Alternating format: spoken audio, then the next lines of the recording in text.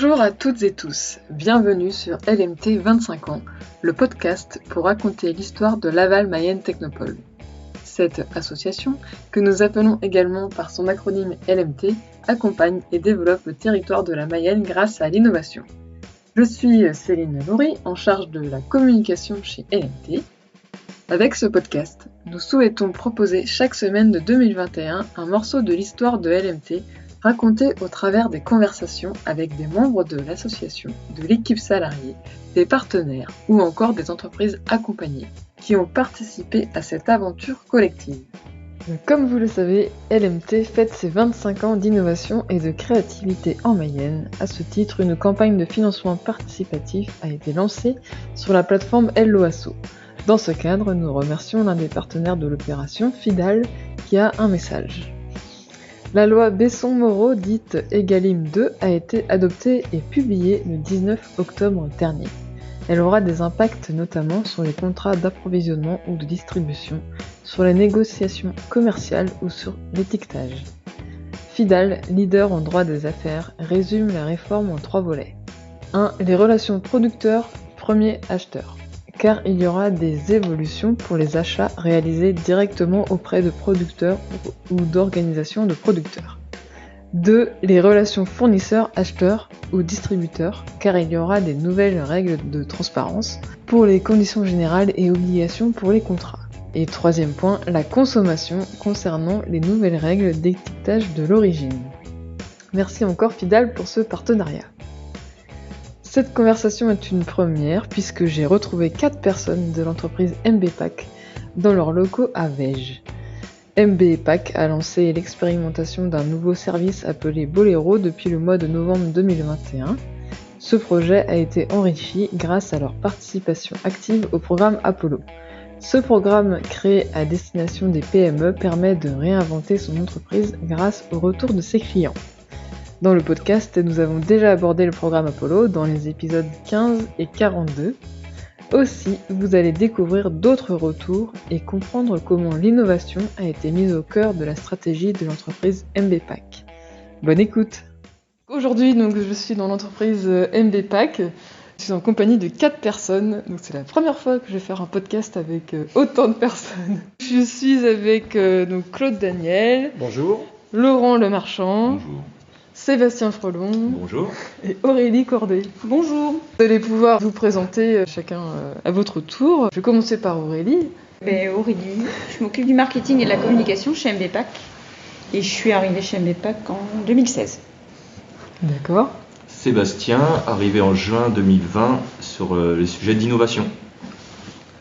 Laurent Lemarchand, je suis le dirigeant associé avec Claude de l'entreprise MBPAC.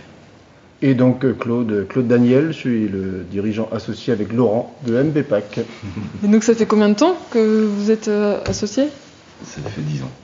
On a racheté MBPAC, on est propriétaire de MBPAC depuis 2012 et on était, avant d'être propriétaire de MBPAC, on était collaborateur chez MBPAC. Claude était en charge du commerce et moi de la logistique et de la finance. Et suite au décès d'Olivier Courtel, qui était le dirigeant de MBPAC, on a racheté l'entreprise à la famille Courtel en 2012. D'accord. Et ça faisait combien de temps que l'entreprise elle avait été créée ?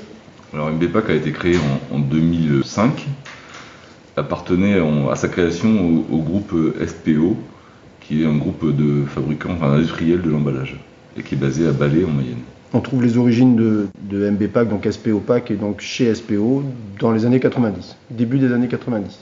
Que propose MBPAC ? Alors notre métier, c'est distributeur de produits emballage et produits usage unique pour les métiers de bouche. Concrètement, ça se traduit par... nos marchés de distribution, ce sont les métiers de bouche. Un historique qui est la boulangerie-pâtisserie. Des plus récents qui sont primeurs, boucherie, traiteurs. On livre à des grossistes qui eux-mêmes après vont livrer à des artisans. Notre gamme de produits, elle est sur catalogue. On a environ 800 produits. Comme je le disais précédemment, soit emballage, soit produits plutôt de laboratoire. Donc dans les emballages, on va retrouver tout ce qui emballe le pain, les fruits et légumes, les viennoiseries, les produits de boucherie ou de traiteur. On a une gamme de snacking, donc de la vaisselle jetable. On a aussi une deuxième gamme qui est plutôt orientée pour le laboratoire. Donc dans ces produits-là, on a une gamme phare qui est la poche pâtissière jetable. Et puis d'autres produits qui sont plus annexes, du papier cuisson, des sacs poubelles, des films aluminium, ce genre de choses. Et l'entreprise a toujours été à Vège. Alors depuis qu'elle est indépendante, oui, c'est-à-dire depuis 2009, on est à Vège. Précédemment, donc, on était dans les locaux de la société mère à Balai. Et donc, MBPAC a pris son indépendance vis-à-vis du groupe SPO en 2009. Et c'était cette période-là que, physiquement, on a pris aussi notre indépendance. Oui, voilà. Et qu'on est venu s'installer à Vège. On a fait construire le bâtiment où on est. Voilà. Et donc, ça fait maintenant 12 ans qu'on est là. Et voilà, donc l'indépendance physique et juridique, c'est fait à peu près dans les mêmes périodes. Bon, en ce qui concerne Laval Mayenne Technopole, pouvez-vous nous raconter comment avez-vous connu Laval Mayenne Technopole ? Alors pour ma part, moi j'ai connu Laval Mayenne Technopole dans le cadre du CJD, en fait avec une présentation du programme Apollo, d'ailleurs, D'accord. Qui avait été faite par Nathalie Planchet, de la Société des Champs. Donc voilà comment je l'ai connue, puis après aussi par les réseaux sociaux, le site web, voilà. C'est ce type de support-là. Et puis pour compléter, j'y ai travaillé de 2009 à 2012, donc quand je suis arrivé, effectivement, on en a reparlé, et puis les contacts étaient aussi facilités avec des gens que je connaissais déjà à la Technopole, donc ça a permis aussi d'accélérer, même si c'était déjà dans les tuyaux, les collaborations avec la Technopole. De l'autre côté, on avait eu une présentation de LMT au Club des entrepreneurs des Cohérents. Voilà. À l'époque, on avait eu une présentation. Puis bon, après, l'actualité mayonnaise fait souvent écho à Laval Mayenne Technopole. Et puis c'est vrai que depuis qu'on a remis l'innovation au cœur de notre projet, et depuis l'arrivée de Sébastien en 2020, LMT est venu un peu plus régulièrement dans nos discussions.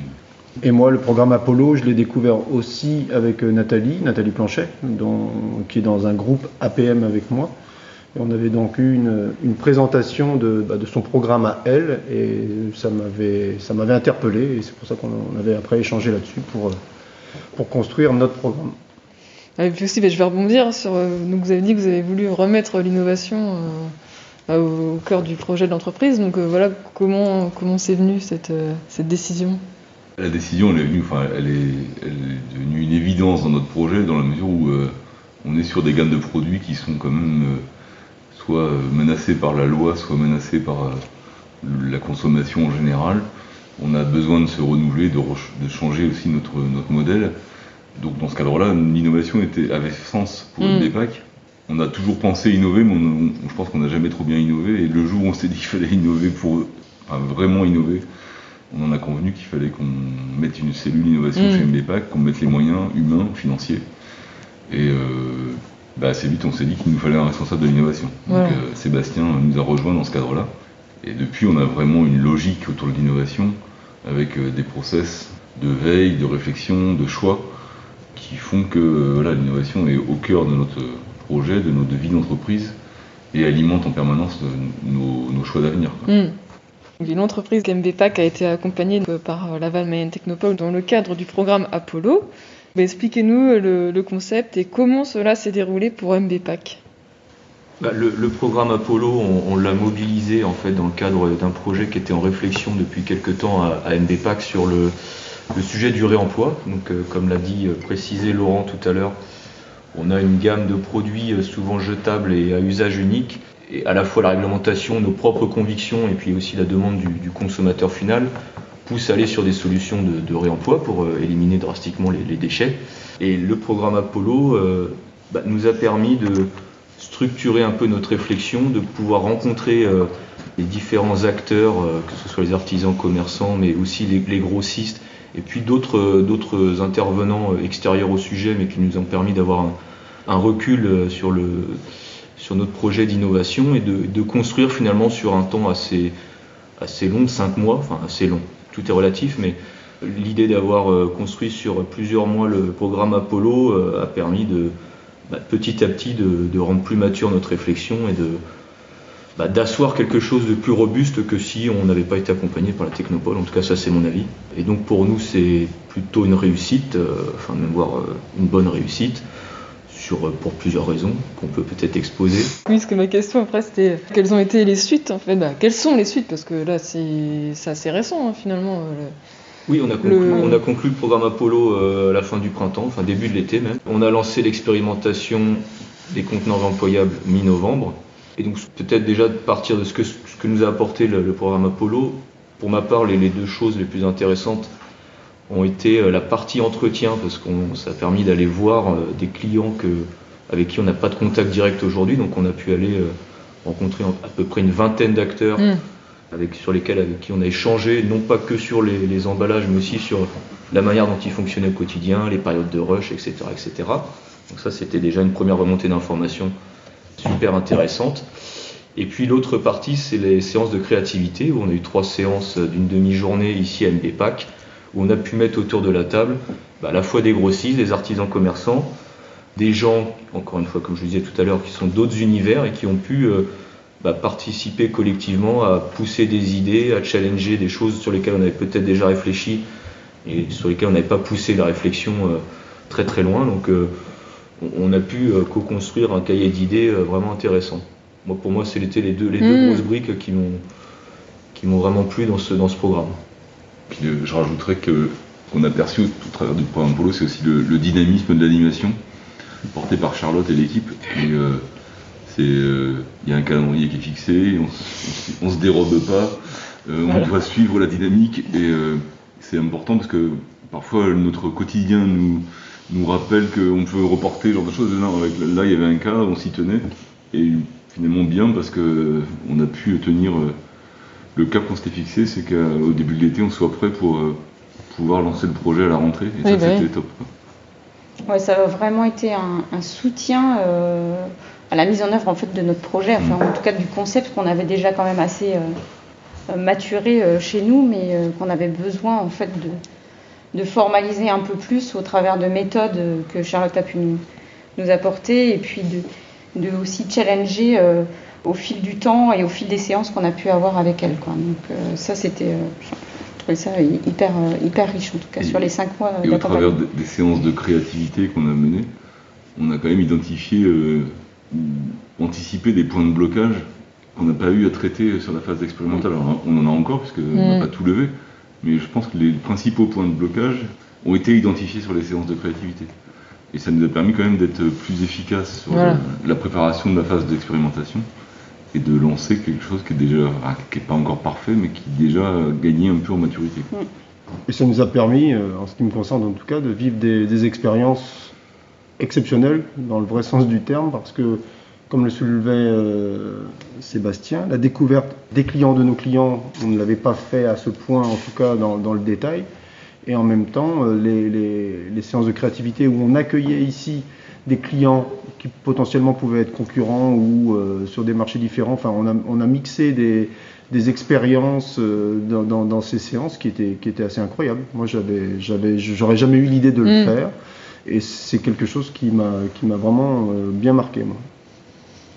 Et d'ailleurs, il y a eu des idées en fait super intéressantes qui sont ressorties de ces ateliers-là. Donc ça va nous permettre aussi, au-delà de la phase d'expérimentation sur laquelle on est aujourd'hui, de pouvoir aller travailler sur les phases suivantes de notre projet, quoi. Donc c'était vraiment. Et nos clients ont même été surpris de l'invitation et certains sont venus d'assez loin. Pour participer à ces séances et ont été assez... c'était innovant pour eux. Ils n'avaient jamais été sollicités et ils ont bien participé quand même. On n'a pas eu trop de mal à les faire venir des clients d'horizons différents. Est-ce que vous aviez une appréhension à demander ou C'était pas dans notre logiciel, comme on dit. C'est pas un exercice qu'on s'était imposé jusqu'à maintenant, et c'est vrai qu'on de mon plein gré, j'aurais pas fait. Un petit peu avec des freins, mais en fait, finalement, ça se fait très bien. Vous avez commencé l'offre Boléro, c'est ça ? On l'a démarré le 15 novembre exactement, avec 2 premiers points de vente, le Fournil des Anneaux, pas loin de la Techno, puis Poivre et Sel, donc charcutier traiteur. Ils expérimentent le modèle avec nous. Et ensuite, nous, l'idée, c'est de rajouter petit à petit d'autres points de vente. Donc, on est déjà en train de prospecter sur d'autres points de vente intéressés. Donc, certains vont nous rejoindre avant la fin de l'année. Et puis, en début d'année, on va essayer d'élargir au département de la Mayenne. L'objectif, c'est une 15aine de points de vente. Et ensuite, dans un 3e temps, à la région Pays de la Loire, parce qu'on n'a pas précisé, mais on est lauréat de l'appel à projet économie circulaire, porté par la région et l'ADEME. Et donc, qui nous permet d'avoir quelques financements et de donner une envergure régionale à cette expérimentation. En juin 2022, on fait un premier bilan. On reprend là les retours consommateurs, les retours des artisans commerçants. voilà, leur expérience utilisateur avec l'application, avec la gestion de la consigne, etc. etc. On en tire, nous, les corrections nécessaires, mais aussi les points forts. Et puis, on évoluera en fait dans le sens de ce qu'il faut pour permettre de répondre à tous les usages. Aujourd'hui, par exemple, on est sur des contenants uniquement en verre, mais demain, on réfléchit déjà à des contenants dans d'autres matériaux pour répondre à d'autres usages, notamment, par exemple, traiteurs. Donc, pour rejoindre un peu la question peut-être de demain, comment les liens peut-être avec le Technopole, suite à ce bilan, il y aura éventuellement des choses à amener sur peut-être de la nouvelle séance de créativité, parce qu'on imaginera qu'il faudra rechallenger le sujet pour avancer correctement sur un déploiement qu'on imagine ensuite national. C'est l'idée. Concrètement, pour le consommateur, donc comment ça se passe ? Concrètement, le consommateur, il se présente en point de vente. Il a le choix aujourd'hui encore entre du jetable et du réemployable. C'est normal parce que tout le monde n'est pas forcément sédentaire. Il y a des profils nomades. Et donc, il va payer une consigne en passant en caisse. Il a un petit QR code qui est positionné sur son contenant. Il va pouvoir, via une application, s'associer à ce contenant en scannant le QR code. Et quand il va ramener le contenant, on va s'occuper de collecter le sale. Le sale, il est acheminé vers notre partenaire de lavage industriel. Et une fois lavé, ce contenant, en fait, il est déscanné et on confirme que la consigne va être rendue au consommateur final. Ça, c'est le schéma aujourd'hui utilisé. Il va peut-être évoluer. On se rend compte que dans l'expérimentation, selon les profils de points de vente, il y a peut-être d'autres choses à inventer, notamment au niveau de la gestion de la consigne. Mais voilà, c'est le principe aujourd'hui qui est fonctionnel et qui est en tout cas qui est testé. Est-ce qu'il y a d'autres choses à rajouter sur cette expérimentation ? Les premiers retours sont globalement positifs, en tout cas de ce qu'on a vu de notre présence sur les points de vente. Alors effectivement, tous les profils qui sont aujourd'hui, le commercial qui vient, qui est que de passage, il n'est pas intéressé parce que vous ramenez votre contenant dans un point de vente qui est partenaire de Bolero. Aujourd'hui, on n'a que 2 points de vente, donc c'est assez peu intéressant pour les nomades. En revanche, pour ceux qui consomment sur place ou qui sont plutôt des habitués du point de vente, ça reste intéressant parce qu'on voit concrètement l'élimination des déchets. Mais bon, il faut que ça prenne petit à petit et il y a encore un travail de sensibilisation et de communication sur le sujet à faire. Et pour quelles raisons conseillerez-vous aux entreprises de faire un programme Apollo ? Alors nous, on l'a fait sur un projet expérimental, mais je pense que le programme Apollo, il est aussi ouvert à des introspections d'entreprise. Et moi, j'ai trouvé que la démarche, elle est complète, c'est-à-dire qu'on n'a pas loupé. Alors, je pense qu'on a passé en revue l'ensemble des sujets qui concernaient notre problématique réemploi. Et je pourrais avoir témoigné avec d'autres chefs d'entreprise qui ont déjà fait le programme Apollo, on a partagé à peu près la même chose, c'est-à-dire qu'on est allé au cœur de notre sujet. L'enquête terrain nous permet de découvrir aussi des choses qu'on n'avait pas imaginées, quoi. Et parce qu'on est toujours un peu enfermé dans notre bulle et le quotidien et notre charge de travail ne nous permet pas de sortir. Et en fait, on se rend compte que d'aller au contact de l'utilisateur de nos solutions, on perçoit des besoins ou des attentes qu'on n'avait pas identifiées. Et ça, je trouve qu'on va au cœur des choses et on le fait de manière complète. Et en ça, pour moi, le programme Apollo a vraiment été un atout dans notre démarche de réemploi. Ouais, le programme, je pense il apporte clairement de la richesse par rapport au concept qu'on peut avoir au départ et effectivement qui peut être un peu vague. Alors nous, c'est vrai que le projet, il était un peu quand même, on l'avait déjà un peu mûri chez nous, mais ce programme-là, nous permet en fait de venir enrichir le concept qu'on peut avoir ou le modèle d'affaires qu'on peut avoir grâce à ces retours terrain-là. Pour ce qui permet ce programme de découvrir et de redécouvrir ses clients, parce qu'ils évoluent et c'est vrai que ce programme nous a permis vraiment d'aller au plus profond de leurs attentes, de leurs besoins et c'est des choses, comme le disait Laurent, qui dans notre quotidien, on n'aurait peut-être pas pris le temps de se poser ces questions et là c'était vraiment une très belle radio de notre marché. Et après, pour vous, c'est quoi Laval Mayenne Technopole si vous deviez décrire en quelques mots ? Alors, pour moi, je l'ai déjà dit Sébastien il y a quelques temps, c'est un incubateur de start-up. Enfin, voilà, c'était l'image que j'avais jusqu'à maintenant de Laval Mayenne Technopole. Et ça reste ça ou non ? Maintenant, non. Non, voilà. Mais la première vision de ce que j'avais de Laval Mayenne Technopole était l'incubateur de start-up. Oui, voilà. J'avais pas connaissance de toute l'offre et de tout le panel de propositions, de formations, d'accompagnement que vous pouviez proposer. Un peu comme Aurélie, et pour moi, en fait, maintenant qu'on a découvert Laval Mayenne Technopole, pour moi, ça coche innovation, quoi. Si on a un sujet innovation, on peut se rapprocher de Laval Mayenne Technopole pour plein de raisons, et on aura probablement des connexions à établir avec LMT sur le sujet de l'innovation. C'est vrai que pour y avoir travaillé, je vois à peu près l'ensemble des services qui y sont proposés. Et je pense de l'extérieur, on n'en connaît souvent qu'une facette. Donc, par exemple, Aurélie l'avait identifié incubateur. On peut imaginer quelqu'un d'autre qui l'identifie sur le montage de projets européens, par exemple. Voilà, oui. Parce que c'est son... Et on ne se rend pas forcément compte de l'ensemble des services et des expertises qui s'y trouvent. Donc, c'est toujours intéressant d'y mettre un pied quand on a un sujet d'innovation et de voir ensuite, en regardant l'ensemble des personnes qui s'y trouvent, d'y voir finalement tout le potentiel pour d'autres sujets, des fois qu'on n'imagine pas forcément. Ouais, c'est un lieu pour moi de réflexion mais avec un est innovante. Mais c'est vrai que la question que vous posez pose la question, c'est quoi LMT ? Et beaucoup de gens doivent se la poser. Oui. C'est vrai que vous avez certainement un déficit pas de communication, mais d'explication en tout cas de ce qu'il y a derrière ces 3 lettres. Oui, non, mais tout à fait. C'est aussi. Parce que vous voyez, avec les 4, on n'a pas eu forcément les mêmes réponses. Donc, je pense qu'il n'y a peut-être pas qu'une réponse. On s'intéresse aussi à Laval Mayenne Technopole le jour où on s'intéresse plus précisément au sujet d'innovation, parce que si c'est pas notre quotidien et si on l'a pas mis dans notre stratégie d'entreprise, l'MT pour nous c'est un service qui est à Laval et on connaît pas. Mais maintenant qu'on a remis l'innovation au cœur de notre projet, donc on a mis l'innovation au cœur de notre projet, et en plus on a la chance d'avoir un ancien collaborateur LMT, donc c'est vrai qu'on y va plus facilement. Mais c'est clair, on a mis l'innovation au cœur de notre projet, donc notre écoute sur l'innovation, elle est là. Et évidemment, on l'a, Nathalie, Planchet, Sébastien, Aurélie par le CJD, en fait, oui, évidemment, à un moment donné, LMT est devenu une évidence pour nous. Et le programme Apollo est un très bon ambassadeur pour LMT. Ouais, très bien. Et après, alors moi j'ai aussi une question que je pose souvent. C'est selon vous, c'est quoi l'innovation et qu'est-ce qui est important pour innover et réussir ?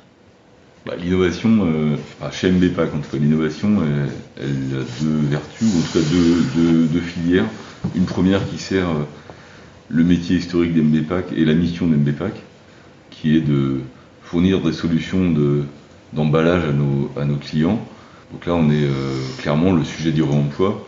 C'est une innovation incrémentale. On apporte une solution nouvelle avec un concept nouveau sur un métier qui était habitué à consommer de l'usage unique. Donc on est vraiment dans quelque chose qui tranche avec l'histoire.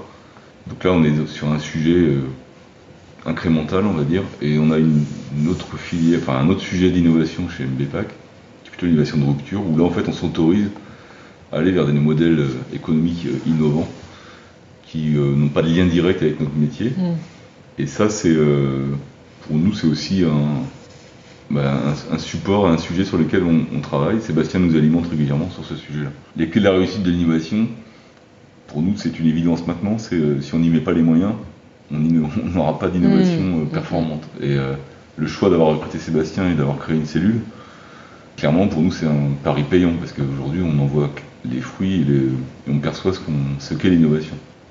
Et puis derrière, quand on a travaillé sur l'innovation, on identifie des projets, donc on en a validé un certain nombre, le réemploi en est un. L'enjeu derrière aussi, c'est de fournir et d'appuyer sur de fournir la ressource pour que le projet puisse poursuivre, parce que la cellule d'innovation, son rôle n'est pas forcément de mener le projet jusqu'à son terme. Après, il faut alimenter l'équipe projet et mettre des ressources. Donc en fait, l'innovation, c'est à la base une ressource sur l'innovation, mais c'est aussi assurer le lancement des projets qu'on va identifier. Donc c'est une philosophie d'entreprise. Nous, on l'a mis au cœur de notre projet et on l'assume. Laurent, il prend toujours une image. Quand on veut innover sur un produit A, c'est pas de faire du A', c'est de faire du B. Donc ça résume assez bien. Et pour moi, l'innovation, c'est ce qu'on a fait avec Sébastien, c'est accepter aussi de se faire déranger de son quotidien. C'est oser accepter. Oser accepter les points de vue des autres. Nous, on est dans un quotidien et avec une expérience plus ou moins longue qui nous empêche parfois de voir, d'être curieux. Et donc, la présence de Sébastien et de tout ce qu'il nous présente, ça vient vraiment perturber, mais dans le bon sens du terme, et déranger nos habitudes. Après, si vous vouliez rajouter quelque chose d'autre sur cette notion d'innovation. Monsieur Innovation. Ouais, non, mais je pense que tout a été à peu près dit. Après, effectivement, l'innovation, c'est pas toujours rechercher des choses nouvelles, ça peut être aussi reprendre des modèles qui ont préexisté dans le passé, les remettre au goût du jour. On le voit souvent d'ailleurs aujourd'hui.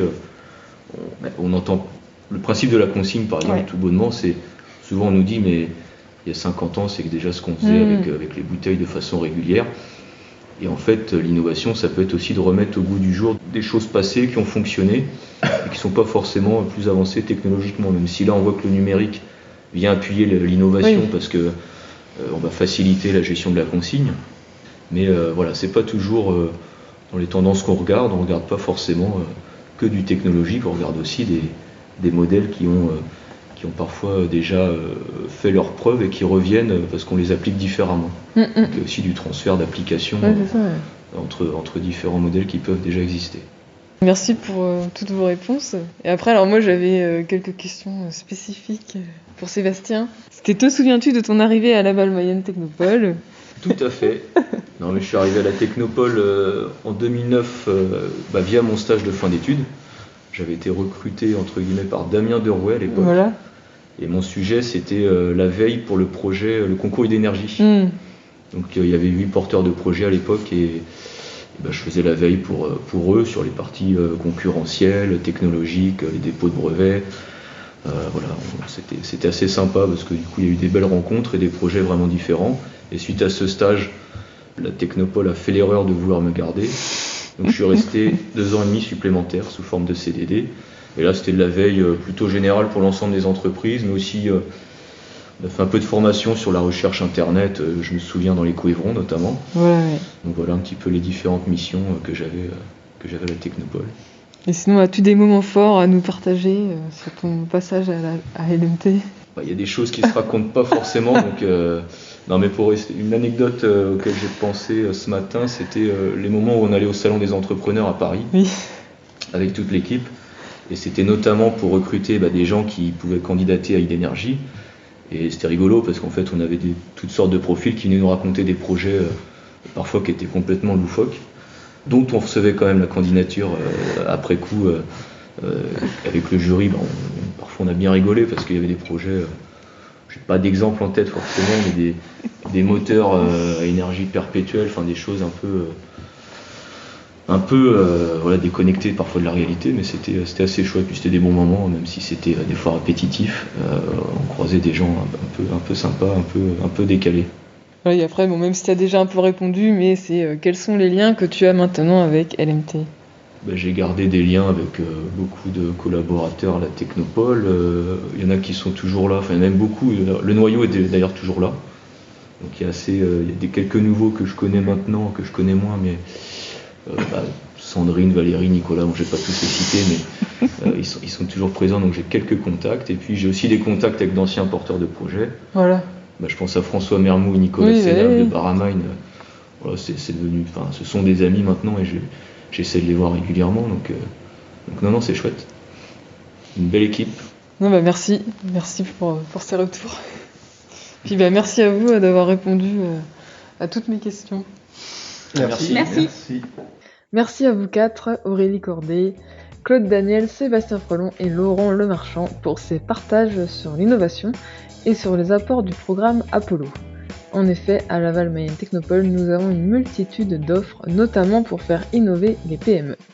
Alors merci de contribuer par votre expérience à faire connaître encore plus les actions et missions de Laval Mayenne Technopole.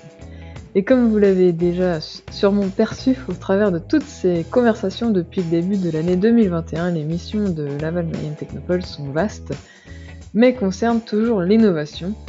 Et cela a été très bien résumé. Dès que vous avez un sujet autour de l'innovation et que vous êtes en Mayenne, vous pouvez vous rapprocher de l'équipe de LMT. Et la semaine prochaine d'ailleurs, nous nous intéresserons à une start-up récemment accompagnée par l'équipe de l'incubateur. Alors, à la semaine prochaine! Ce podcast LMT 25 ans est disponible sur les plateformes de podcast habituelles et ce qui aide à le faire connaître, c'est de le partager autour de vous et ou de mettre 5 étoiles sur votre plateforme d'écoute. À très bientôt sur les ondes de l'innovation mayonnaise.